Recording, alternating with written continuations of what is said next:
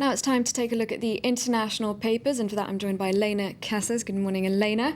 Now, what are the papers making of our top story then, the upcoming release of Gilad Shalit? Good morning, Claire. Let's start by having a look at the Israeli press, where this case has really provoked some extremely strong emotions, especially among the families of victims who died in terrorist attacks carried out by some of the prisoners who are being released. Now, in the Jerusalem Post, two mothers of those victims have written very different letters to the paper. Let's look at the first one, who says she's thrilled that Shalit is being released today. She's the mother of an Israeli soldier who was killed by Hamas in 1994, but she says she has no mixed feelings about Shalit's release, and she sympathises completely with his parents.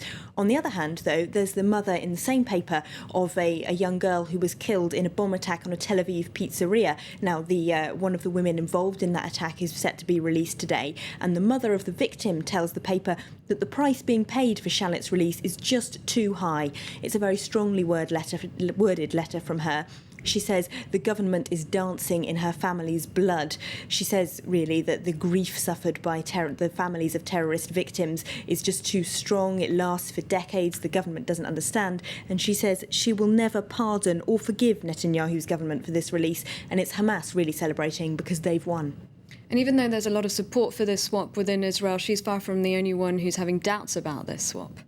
No, indeed not. There's an analysis piece, an editorial in Haaretz, which is headlined, "Prepare for the release of the next Shalit." They're saying, of course, that this is going to encourage further kidnappings because now Hamas have realised that it can work as a bargaining tactic, so we can expect more Israeli soldiers to be kidnapped. They also criticise the Israeli government quite strongly for taking so long to broker this. They say just as good a deal could have been reached immediately after Shalit's kidnap, so why wait for so many years? And they criticise Benjamin Netanyahu, saying he's trying to get political capital out of this.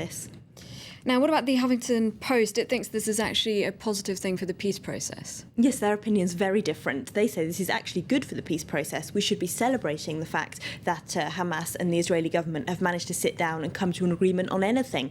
They say it's only been possible because Fatah has kind of seized the international spotlight recently with its bid for statehood at the UN. And as a result, both Netanyahu's government and Hamas are a bit on the back foot. So they both decided it was in their interest to broker a deal. But we should hope they learn from this for the peace process in the long run, they say. And what about the broader implications for the Middle East? Well, there's a really interesting article in here in Libération, the French paper, which argues that actually it's the situation in Syria that has allowed this to come about.